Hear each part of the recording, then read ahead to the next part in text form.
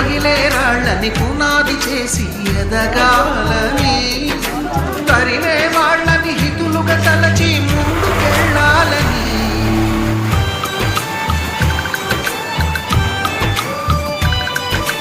కన్నుల నీటిని కలల సాగుకై వాడుకోవాలని, కాచే నిప్పుని ప్రమిదగా మలచి కాంతి పంచాలని.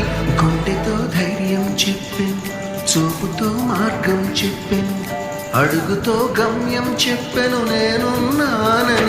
నేనున్నానని నీకే కాదని, నిన్నటి రాతని మార్చేస్తానని.